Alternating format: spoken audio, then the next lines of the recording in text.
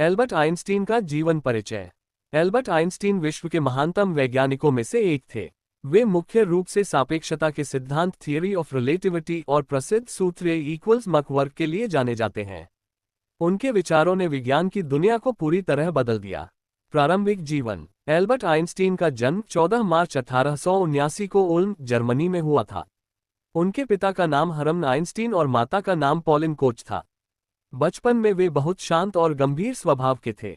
वे 4 वर्ष की उम्र तक ठीक से बोल नहीं पाते थे, इसलिए लोग उन्हें कमजोर समझते थे, लेकिन वे बहुत जिज्ञासु थे। शिक्षा। आइंस्टीन को जर्मनी की कठोर शिक्षा प्रणाली पसंद नहीं थी। उन्हें गणित और भौतिकी से विशेष लगाव था। बाद में वे स्विट्जरलैंड चले गए और ज्यूरिख पॉलिटेक्निक से शिक्षा प्राप्त की।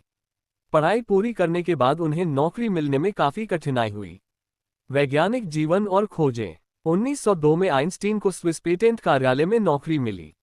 यहीं रहते हुए उन्होंने अपने खाली समय में महत्वपूर्ण वैज्ञानिक शोध किए।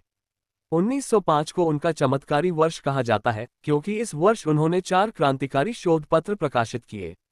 इसी दौरान उन्होंने प्रसिद्ध सूत्र दिया, E=mc वर्ग, जिससे ये सिद्ध हुआ कि द्रव्यमान और ऊर्जा एक दूसरे से जुड़े हुए हैं।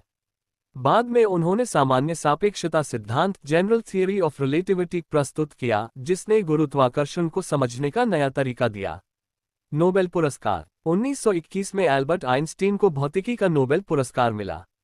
यह पुरस्कार उन्हें सापेक्षता सिद्धांत के लिए नहीं, बल्कि फोटोइलेक्ट्रिक प्रभाव की खोज के लिए दिया गया, जो आधुनिक तकनीक का आधार बना। अंतिम जीवन। 1933 में जर्मनी में नाजी शासन के कारण यहूदी होने के कारण आइंस्टीन अमेरिका चले गए। उन्होंने प्रिंसटन विश्वविद्यालय में कार्य किया। वे शांति, मानवाधिकार और विज्ञान के शांतिपूर्ण उपयोग के समर्थक थे। निधन और विरासत। 18 अप्रैल 1955 को अमेरिका के प्रिंसटन में 76 वर्ष की आयु में उनका निधन हो गया। आज भी एल्बर्ट आइंस्टीन को उनकी असाधारण बुद्धिमत्ता, कल्पनाशील सोच और मानवता के प्रति योगदान के लिए याद किया जाता है।